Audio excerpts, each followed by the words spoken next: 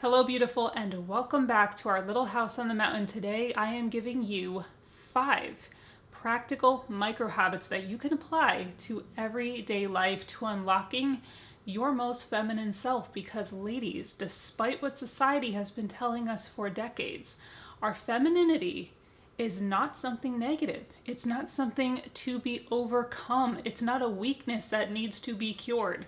It is our unique beauty, and it is where our power lies. It is where we can dig in and discover and fulfill the purpose that's been put onto our lives. So I so appreciate you taking the time out of your day to spend it here with me.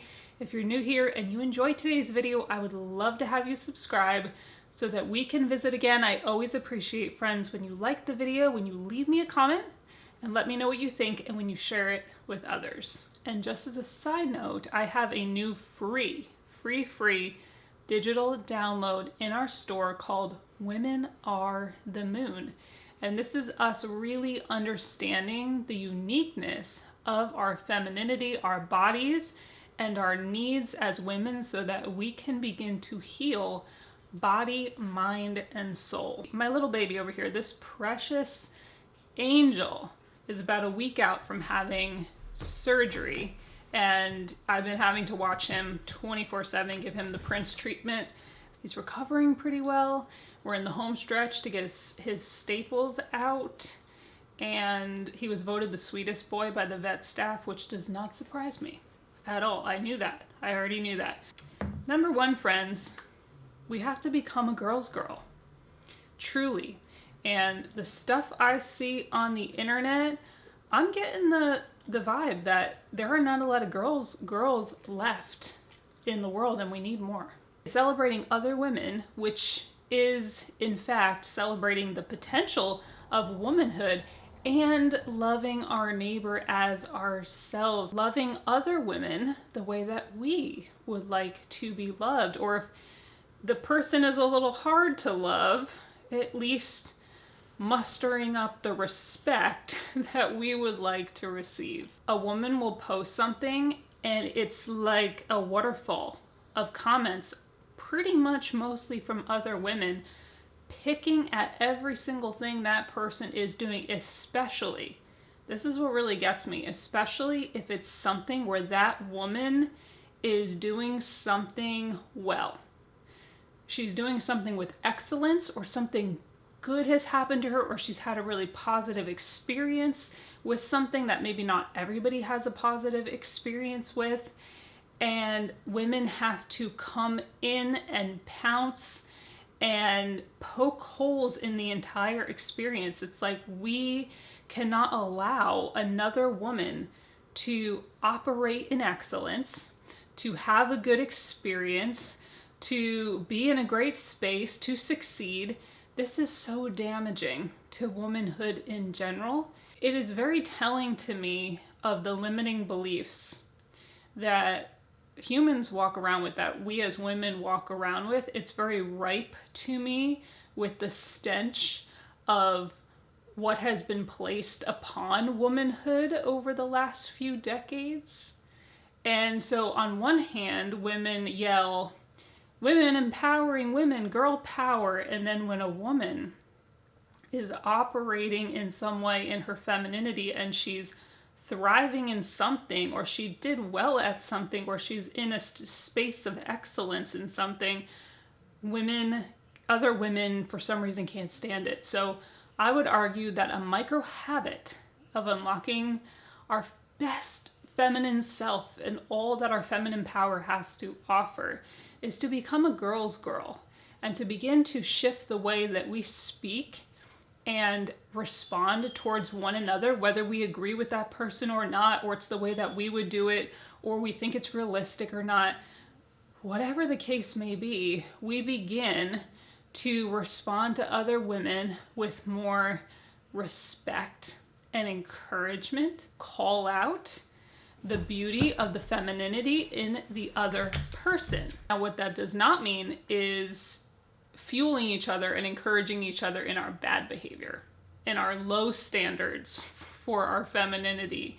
This is not about yelling at each other, yes, queen, go ahead, girl, when we are behaving poorly. That is not encouragement, that is enabling. If we are not behaving like queens and princesses, yet we are yelling at each other that we deserve princess treatment and you are a queen, but you are not acting like royalty, you are acting like an entitled, spoiled brat, that is not what I'm talking about.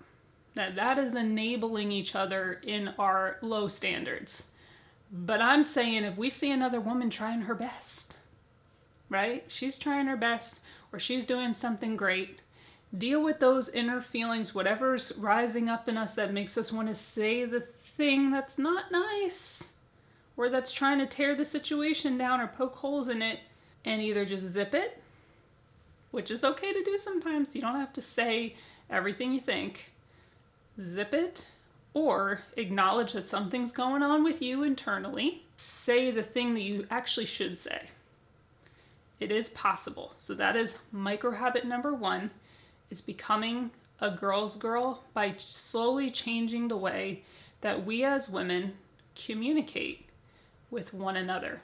And these are small little moments that you're going to have throughout your day, especially when you're on social media, but it could also be with your daughter, it could be with a sister, it could be with a friend, it could be with a mother, it could be with a grandmother. Let's really examine how we're speaking to each other and if we are being a true girl's girl.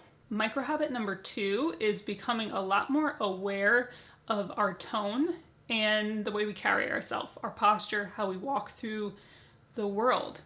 I'm a very observant person, and when I'm out and about, I am observing other women, not because I'm judging them or I'm nosy. I just am very aware. I'm hyper aware. I've been like that my whole life, and my brain will be observing a bunch of different things at the same time. So what I've noticed and what I've noticed in my own life, when I began to be aware and shift the tone of how I was expressing what I was needing or thinking, it's not that I stopped saying my piece or having an opinion, but it's the tone that I began to shift.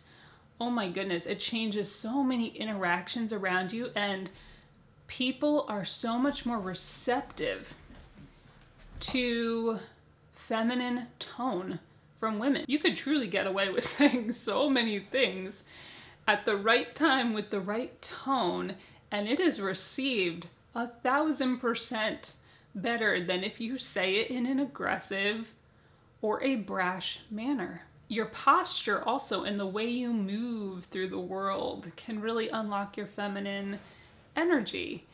Women are made to sway. It's how our body structure is. And we're made to be soft and have that soft movement. And we're not made to be rushing and bumping around into people. I'm not talking about moving at a glacial pace. By all means, move at a glacial pace. You know how that thrills me. I'm talking about just taking those few seconds to slow down, be aware of the way we're interacting with our environment. What are we modeling? What energy are we putting out to people? How am I moving my body? When you're out, if you take walks and you're out walking, I want you to notice how soft your body feels. And this is actually a really good exercise for women because women tend to hold a lot of stress and tension in their hips. It's one of the places we stick our emotions in our body.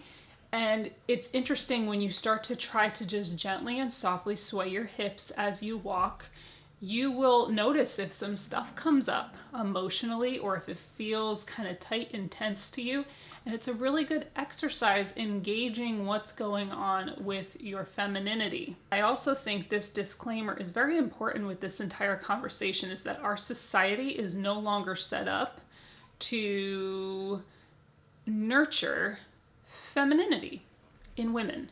It's no longer set up that way. Family structure isn't set up that way. Societal structure isn't set up that way. And so women are not able to be as soft as they're meant to be because the environment around us is not as safe. It's not as structured. It's become very chaotic. We have become much more rigid and much more tense, and we feel the need to be harsher with our tone and our stance. as a survival mechanism. What that has done over time is created this rigidity in the body, and it's affecting our nervous systems. And we see this because women, unfortunately, there is a huge increase in anxiety and depression in women, like a huge increase. And I think there's so many reasons for this, but a big one at its core is that we are not able to fully live in our femininity, one, because we're being told we shouldn't. It's a weakness somehow. We need to either compete with or dominate men, and our femininity is something to be overcome instead of something to walk in and unlock its power. So maybe you're hearing what I'm saying and you're tensing up, or it's annoying you because you've been in some sort of a survival situation before, or for too long. You've been in fight or flight mode, and it's made it very hard for you to sink into that state of rest and that state of femininity, and I totally understand that. Or maybe all you had modeled for you your whole life was the opposite. And I think it's okay. I think sometimes we feel like if we don't model after our mother or our grandmother, that it's somehow an insult to them. And two things can be true at the same time. We can acknowledge that someone did the best that they could, the best that they knew how to do. And then we can also, at the exact same time, say that we are going to take responsibility to do something different. It ran in the family till it ran into me, and I am going to slowly choose different. Which leads us into micro habit number 3, which is taking times for pockets of rest. Women have different needs for rest at different times of the month, and we also have more requirement of hours of sleep in the night. I'm not saying you need to rot in the bed for 3 hours a day, but if your life is in a state where you can't even take 10 or 15 minutes a day to wrap yourself in a blanket and read half of a chapter of a book and have a cup of tea, it's really time to reassess what is going on around you that you are not able to take slow, small little pockets of time during the day. Simple things. Nurture that deep part of yourself as a woman that needs pockets of rest, and to be present and aware of the little things. And so that's what I present in Women Are the Moon, my quick start guide to understanding the female body. And that is kind of the precursor to getting into our Healing Era program, where we really get deep into peeling back the layers of sickness and uncovering the natural healing abilities of our body so that we can thrive and live at our purpose. Micro habit number 4 of unlocking our feminine energy is being open to help, even if we don't need it. Yes, lingering that few seconds at the door so that the nice man coming up can open it. We cannot continue to cry that there are no good men when we have been beating them for decades, beating them down every time they tried to do something that was in their instinct, their masculine instinct, like opening a door, and we gave them a nasty, resting witch face, or we said, I can do it myself, or we made a little grunting noise. We cannot say there are no good men while not allowing men to be men, because eventually what that turns into is them saying, okay, fine, you can do it yourself, do it yourself. They know you can open the door.